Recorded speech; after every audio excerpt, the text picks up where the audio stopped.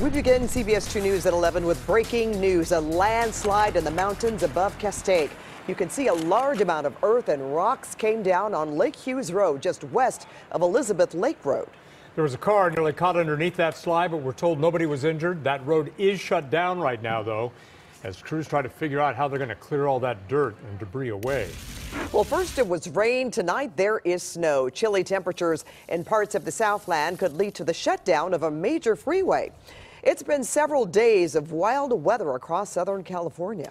And we may not be completely out of the woods yet. We have team coverage for you tonight. But let's begin with Garth Kemp, who's tracking that forecast. Garth. Yeah, well, cold night is right. Look at this, you guys. 47 degrees right now. Good evening, everybody, as we're starting to clear out of the clouds. Here's what's left for us. Winter storm warnings right now. All wind advisories are currently down, but the winter storm warnings continue for the mountains, as we have seen. Really, look it up by the Pine Mountain Club up there. Cold up there as well, with freeze warnings there. Low snow levels we talked about yesterday. Snow flying as low as into the Antelope Valley. These will continue through early tomorrow morning before we say goodbye to them. Continue to pick up some light snow throughout the area right now, but most of the showers kind of scattering out of the neighborhood. But there's some of that snow from Big Bear over to Crestline, doing a little bit better over to Wrightwood right now. So things are going to dry out for a couple of days, and we have another round possibly coming our way just in time for the weekend. We'll show you that in a few minutes. Back to you guys. All right, Garth, thanks. In fact, Garth just mentioned it. It's a cold night with snow falling in the Antelope Valley. CBS 2's Rachel Kim continues our storm watch coverage tonight. Rachel. Well, Jeff, it is 33 degrees in Palmdale right now. You can see on top of these cars just how frosty it is. Now, we got a mix of everything. We got hail, snow, rain, and the wind made everything feel a whole lot colder tonight. Here's what it looked like earlier.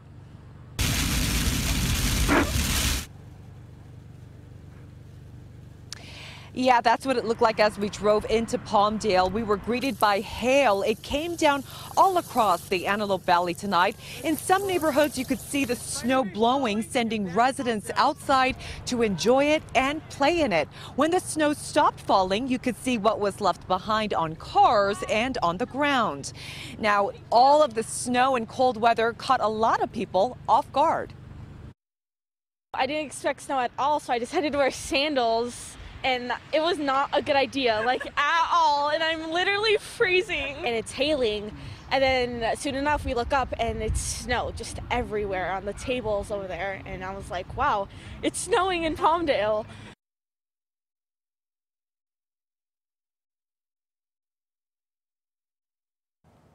We are keeping a close eye on the grapevine tonight. Snow has been falling. Caltrans and the CHP are on standby. And CBS 2's Chris Holmstrom is live in Lebec with a look at the conditions tonight. Chris. Well, Rachel says it's 33 in Lancaster. Here in the Grapevine, it is 24 degrees, and that wind is picking up, and it's pretty cold. The snow has been coming on and off all day. You could still see a lot of it on the ground right here, and that's why Caltrans is watching the 5. But as of right now, things are running smooth in this area. It's been a busy day for Caltrans and CHP on the Grapevine.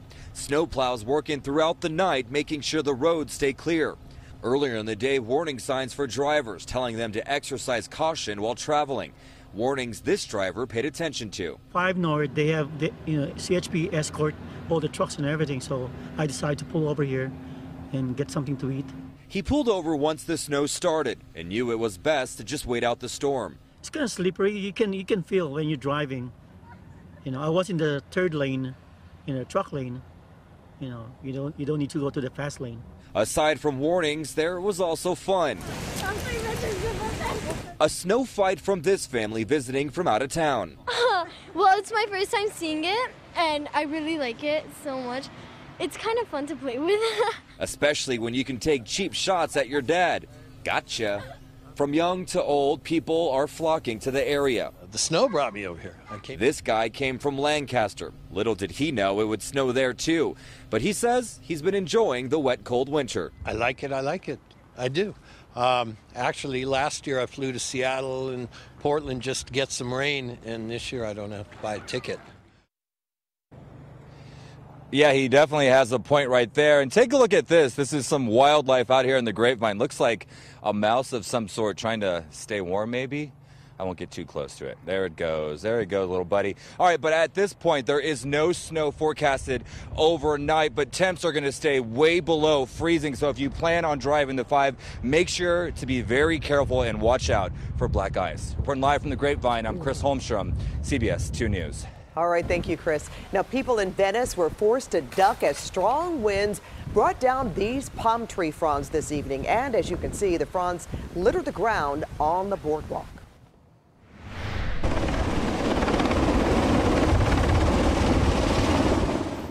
Breaking news, and a sight a lot of people visiting LA Live probably didn't expect to see. The U.S. military was holding training exercises in downtown LA tonight. And CBS 2's Hermela Aragawi is live with a look at what they're doing now. Hermela. This was really an incredible and surreal scene to watch, and it all happened right here in this parking lot. Multiple helicopters landed here. We saw a bunch of soldiers scurry out. They looked like ants from the sky. They were moving so fast. At some point, we even saw some fire in one of these exercises. We saw the soldiers go into one of these buildings here. There was some sort of a flashbang, and a few seconds later, they pull out something that was on fire. We're not sure exactly what that exercise was, but what LAPD tells us is everything they do is meant to simulate real-life urban situations. An unusual sight in downtown LA. Helicopters landed in the middle of the city as people wondered just what in the world was going on. It's just crazy. I don't know what they're doing. I just got off of work and we just see the helicopter. LAPD says members of the military are conducting urban training that the Army says is very valuable. It gives them an opportunity to be in real buildings that they haven't seen before to make real-time decisions. These 3 men own property that they allowed the military to use. The LAPD has been using our facility for about 2 months now for maneuvers and training, but then the Department of Defense stepped forward and said that they wanted to use the building for a similar purpose for maneuvers and training, and we absolutely embraced that. When we were offered this opportunity, it was an opportunity to actually show appreciation for the LAPD, which sometimes people don't give the respect and appreciation that is due for all the hard work that they do, and it was just a real honor for us to be able to provide a space. This property was just an ideal site for SWAT and the K-9 units to use, and then of course this incredible exercise that we just witnessed was unbelievable. LAPD tells us the Army will be doing various exercises like these throughout the week. Reporting live in downtown LA, Hermela Aragawi, CBS 2 News. Hermela, thank you. Now we go to breaking news in Reseda. There has been a big crash there. And Stu Mandel is overhead in Sky 2 to fill us in. Stu. That's right. Happened out here at the corner of Oxnard and Lindley. You can see one of the vehicles right there. LA City Fire just arriving here on scene. They say they have 3 patients. All 3 of them are going to be going to the hospital. That's one car right there. There's the other vehicle right there. Now they are attending to the patients right now. This just happened out here in the Reseda area. 2-car crash, 3 patients, and it does look very bad. Live in Sky 2, Stu Mandel. Back to you 2 in the studio. All right, thank you, Stu. Well, the LAPD is looking for this violent attacker caught on camera trying to rob a woman. Police believe it was a crime of opportunity because the woman was distracted looking down at her cell phone. The video shows the woman crossing a small alleyway on 11th Street in downtown LA when a man runs up behind her, throws her to the ground, and drags her several feet before a Good Samaritan jumps in and scares the attacker away. This happened last month around 6:30 in the evening. Since he thought that the victim was looking at her phone, he could take advantage of the situation and pull the purse from her shoulder. And he didn't believe that maybe there was going to be a struggle, which obviously there was. Police are warning people to be hyper aware of their surroundings. President Trump made a plea for unity at his second State of the Union speech. It was his first before a divided House. But he refused to budge on some of the issues dividing lawmakers and the American public. And CBS 2 political reporter Dave Ryan is here now with a reaction to the president's address. Yeah, and based on this reaction from some Democrats, it appears this unity call probably won't be going very far in terms of getting a lot done. The president warning that the ongoing investigations of him and his administration are ridiculous and could have a damaging effect on the country. And he called on Congress to approve his border wall, but offered no plan for bringing the two sides together. Other than that, he called for unity. The state of our union is strong. President Trump called on Congress and the American people to heal the bitter divisions and embrace unity, the formula, he said, for success. We must reject the politics of revenge, resistance, and retribution, and embrace the boundless potential of cooperation, compromise, and the common good. In fact, there was plenty of divisiveness in his State of the Union address as well, like this attack on the investigation into possible collusion with Russia. An economic miracle is taking place in the United States, and the only thing that can stop it are foolish wars, politics, or ridiculous partisan investigations. Which brought a negative shake of the head from House Speaker Nancy Pelosi and no applause from House Intelligence Committee Chairman Burbank Congressman Adam Schiff. And the president called for funding construction of his border wall. In the past, most of the people in this room voted for a wall, but the proper wall never got built. I will get it built. In the Democratic response, former Georgia candidate for governor Stacey Abrams was sharply critical of President Trump. Making livelihoods of our federal workers a pawn for political games is a disgrace. The shutdown was a stunt engineered by the President of the United States. The Republican tax bill rigged the system against working people. California Republican National Committee member Sean Steele says this speech was President Trump's best. Touched on issues that really affect the blue collar and the middle class, but it was a great performance. Now, the president raised two particular areas where he believes the Democrats and Republicans could actually work together during the next 2 years, reducing prescription drug prices and rebuilding the country's crumbling infrastructure. But there are still many political roadblocks, and it's not likely that this address tonight will change that. So we'll see what happens, but the unity may dissolve pretty quickly. And I was going to say, what's new, right? Yeah, right. For the last... That's exactly It's been right. that way. Yeah, okay. Get used to it. All right. Thank you, Dave. Yeah, sure. Well, a new twist tonight, sparking new questions in the Yorba Linda plane crash investigation. Turns out the pilot was not a retired Chicago police officer. No, instead, he apparently took off with a fake police ID. Antonio Pastini was first identified as a former officer because Orange County Sheriff's deputies found a Chicago police ID and a silver star in the wreckage. A Chicago police spokesperson said they have no record of Antonio Pastini or the name of his daughter. Told us he was born with, his daughter told us he was born with Jordan Isaacson. Now here's what she said last night when we asked if he worked under a different name.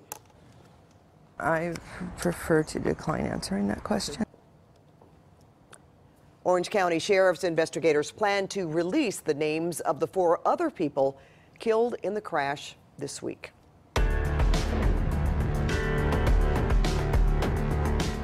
Well, home sales have hit an 11-year low in the LA area, but it wouldn't call it a housing slump on one Sherman Oaks street. No, there are 5 large homes going up all at once there, and the homeowner who sits right in the middle of it says that he's living in a construction nightmare. CBS 2's investigator Christine Lazar joins us now with what's going on there. Do you guys remember that movie Up, where the little old man's living there and all the skyscrapers go and he puts the balloons on to fly out of there? It reminded me of that. Now, he's lived on this street for more than a decade, and while he knows new development is routine for the LA area, he says what his street is experiencing is above and beyond. Professional musician Kevin Chown certainly isn't opposed to a little noise. But it's this kind of noise that has the Sherman Oaks homeowner's head pounding.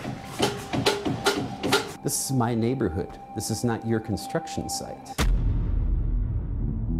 Kevin travels for work and was gone from May until December. When he returned on New Year's Eve, not 1 or 2, but 5 homes were being built around his home here on Hartsook Street. It's a nice, peaceful Saturday morning.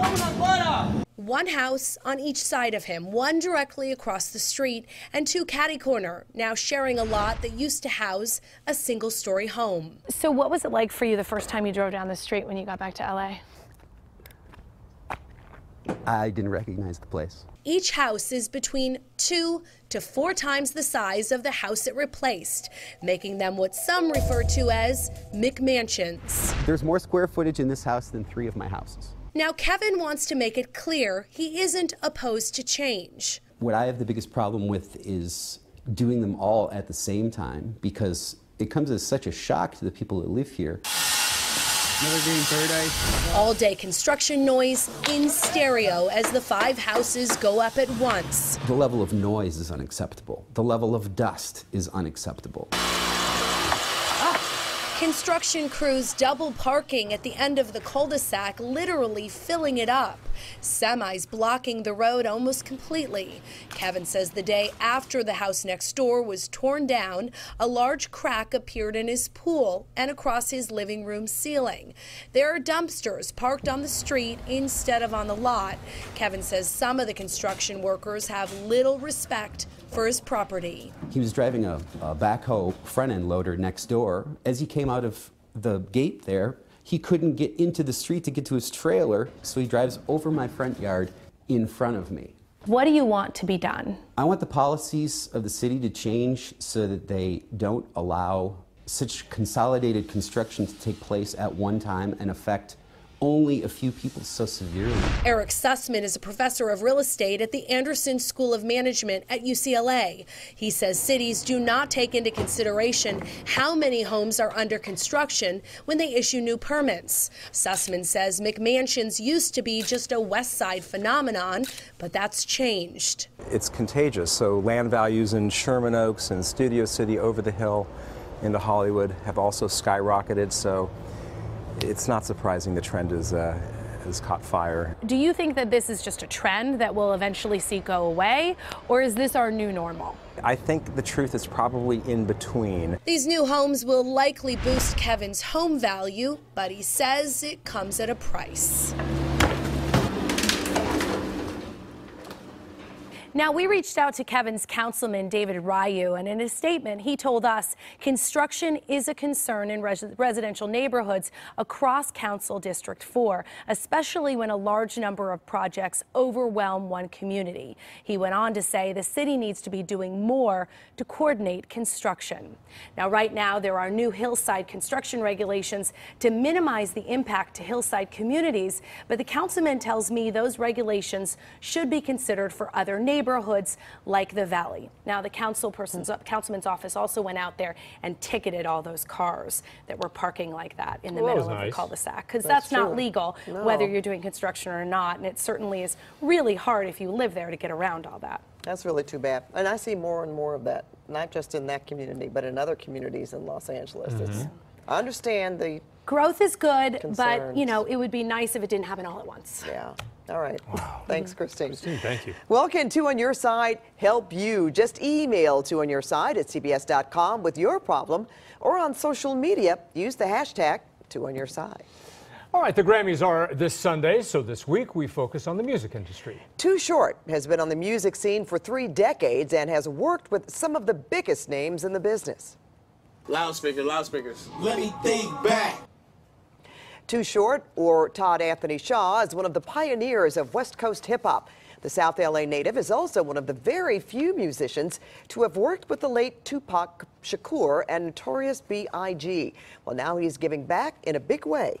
Boy, a big way. Look at this. Too Short has built a 20,000 square foot studio in Los Angeles for students and up-and-coming artists. It allows them to come in and explore their talents. Somebody gave me opportunities, and I just feel like if I see somebody that deserves it, somebody that's working for it, and I can help, I'm going to help.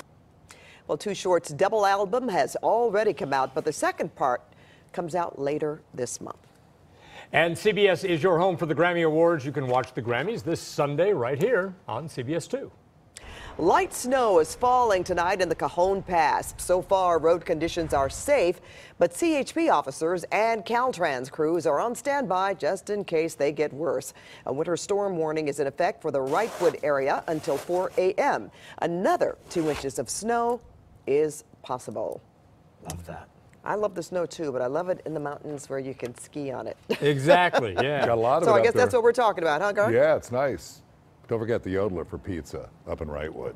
Been going there since I was a kid. One of the Rams used to own that. The years what? and years What's and it years called? ago. The Yodeler. It's been there forever. Oh, I've seen that, sure. Yeah, been there forever, Yeah. man. It's great. Great deck out there. Really Yeah. nice, cool people. It's great. Unincorporated Wrightwood, one of the best spots around. Good snow, too. 47 degrees. Winds are calm. 61% humidity. Look at the temperatures chilling out. Already in the teens up into the high country, freezing up in the Lancaster. Please get your animals in, including your cats. Get everybody inside. It's cold for them. We're well colder or below where we were 24 hours ago by at least a good half a dozen degrees. We only made it up to 56 today. There's your average 68. Only warnings left for us right now. We have high surf advisory, no doubt about that, but winter storm warnings are my concern as you drive up the 5 up towards the Cajon Pass. We're getting a little bit of dusting out to those areas, and so the mountain areas are going to continue through early tomorrow morning. If you are cruising up over the Grapevine, be careful. Things will freeze, including our mountain locations as well. That's all cold air. These popcorn clouds denote cold air sweeping through the area as the low kicks out. So whatever rain hit the ground will freeze rapidly tonight under the overpasses, over the underpasses, the worst parts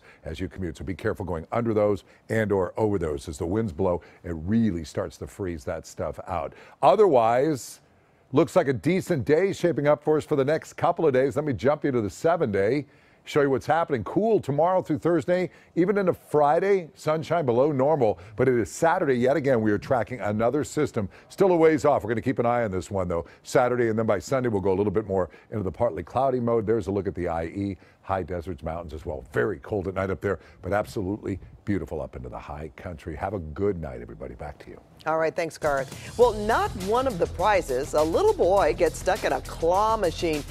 We have his rescue coming up.